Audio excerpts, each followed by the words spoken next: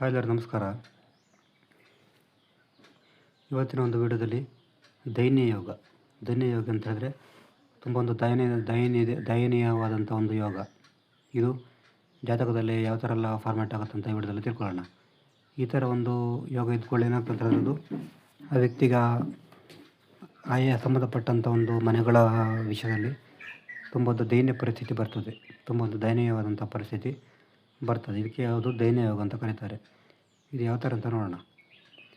ಸಾಮಾನ್ಯವಾಗಿ 6, 8, 12 ಮನೆಯ ಅಧಿಪತಿ ಇತರ ಅಧಿಪತಿ ಜೊತೆ ಏನಾದರೂ ವಿಲೀನವಾದಾಗ ಇದು ಯೋಗ ಆಗುತ್ತೆ. 6, 8, 12 ಮನೆ ಅಧಿಪತಿಗಳು, ಉದಾಹರಣೆಗೆ ಇದು ಲಗ್ನ ಅಂತ ತಿಳ್ಕೊಳ್ಳೋಣ. ಇದು ಲಗ್ನ ಅಂದರೆ 1ನೇ ಮನೆ. ಇಲ್ಲಿ 1, 2, 3, 4, 5, 6 1, 2, 3, 4, 5, 6 6ನೇ ಮನೆ, 8ನೇ ಮನೆ, 12ನೇ ಮನೆ. ಈ ಅಧಿಪತಿಗಳು, ಉದಾಹರಣೆಗೆ ಇದು ಲಗ್ನಕ್ಕೆ ಇದು ಕಟಕ ಲಗ್ನ. ಇಲ್ಲಿ 6ನೇ ಮನೆ ಅಧಿಪತಿ ಯಾರಾಗ್ತಾರೆ? ಗುರು. 8ನೇ ಮನೆ ಅಧಿಪತಿ ಯಾರಾಗ್ತಾರೆ? ಶನಿ. 12ನೇ ಮನೆ ಅಧಿಪತಿ ಯಾರಾಗ್ತಾರೆ? ಇಲ್ಲಿ ಬುಧ. ಈ ಕಟಕ ಲಗ್ನಕ್ಕೆ ಗುರು, ಶನಿ, ಬುಧ ಇಲ್ಲಿ ಯಾವುದೇ ಒಂದು ಮನೆಗೆ ಸಂಬಂಧಪಟ್ಟಂತೆ ಲಿಂಕ್ ಆದರೆ, ಉದಾಹರಣೆಗೆ ಇದು 4ನೇ ಮನೆ ತಿಳ್ಕೊಳ್ಳಿ.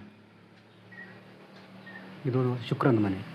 ಉದಾಹರಣೆಗೆ ಶುಕ್ರನ ಜೊತೆ ಏನಾದರೂ ಗುರು, ಶನಿ, ಬುಧ ಇದ್ದರೆ, ಅಂದರೆ 6, 8, 12 ಮನೆ ಅಧಿಪತಿಗಳಿದ್ದರೆ ಅವಾಗ ಏನಾಗುತ್ತೆ ಅಂತ ಹೇಳಿದ್ರೆ, ಇದು 4ನೇ ಮನೆ ಅಂತ ಸುಖ ಸೌಲಭ್ಯ, ಈ ವಿಷಯದಲ್ಲಿ ಅವರಿಗೆ ದೈನ್ಯ ಯೋಗ ಆಗ್ಬೋದು.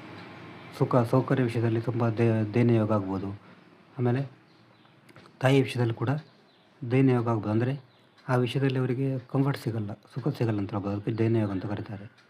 ಅಂದರೆ 6, 8, 12 ಮನೆ ಅಧಿಪತಿಗಳು ಯಾವುದೇ ಒಂದು ಪ್ರಮುಖ ಭಾವದ ಅಧಿಪತಿಗಳ ಜೊತೆ ವಿಲೀನ ಆದರೆ ಇದು ಈ ಯೋಗ ಆಗ್ತದೆ. ಮತ್ತು ಯಾವುದೇ ಒಂದು ಅಧಿಪತಿ 6, 8, 12 ಮನೆಯಲ್ಲಿದ್ದರೆ, ಉದಾಹರಣೆಗೆ ಇಲ್ಲಿ 5ನೇ ಮನೆ ಅಧಿಪತಿ ಅಂತ ತಿಳ್ಕೊಳ್ಳಿ. ಇದು ಲವ್, ಪ್ರೇಮಕ್ಕೆ ಕಾರಕ. ಇದರ ಅಧಿಪತಿ ಯಾರಾಗ್ತಾರೆ? ಮಂಗಳ. ಈ ಮಂಗಳ ಏನಾದರೂ 8ನೇ ಮನೆ ಅಧಿಪತಿ ಜೊತೆ ಇದ್ದರೆ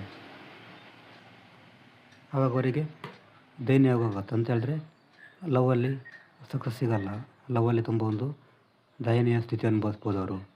ಈ ಥರ ಎಲ್ಲ ಆಗುತ್ತೆ. ಅಂದರೆ ಯಾವುದೇ ಒಂದು ಭಾವದ ಅಧಿಪತಿಗಳು 6, 8, 12 ಮನೆ ಅಧಿಪತಿ ಜೊತೆ ಇರಬಾರ್ದು. ಇದು ಮೇನ್ ರೂಲ್ಸ್, ಇದರ ಸೂತ್ರ.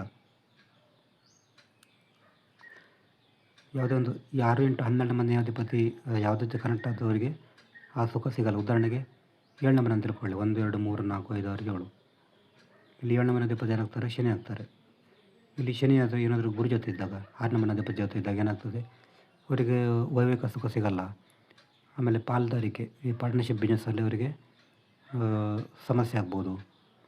ಪಬ್ಲಿಕ್ಕಲ್ಲಿ ಅವರಿಗೆ ತೊಂದರೆ ಆಗುತ್ತೆ. ಪಬ್ಲಿಕ್ಕಲ್ಲಿ ಅವರಿಗೆ ತುಂಬ ಹ್ಯಾಪಿ ಫೀಲ್ ಆಗಲ್ಲ.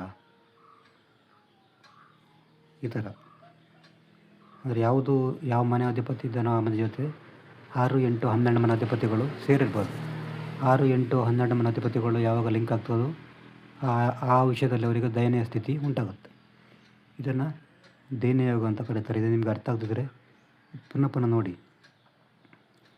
ಅಂತೂ 6, 8, 12 ಮನೆ ಅಧಿಪತಿಗಳು ಬೇರೆ ಅಧಿಪತಿಗಳ ಜೊತೆಗೆ ಇರಬಾರ್ದು. ಆ ಥರ ಇದ್ರದು ಆ ವಿಷಯದಲ್ಲಿ ಸುಖದ ಕೊರತೆ ಆಗುತ್ತೆ ಅವರಿಗೆ.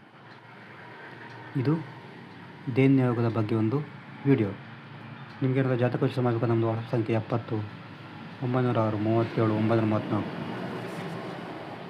ಈ ನಂಬರಿಗೆ ವಾಟ್ಸಪ್ ಅಥವಾ ಕಾಲ್ ಮಾಡಿದರೆ ಡೀಟೇಲಾಗಿ ತಿಳ್ಕೊತೀವಿ.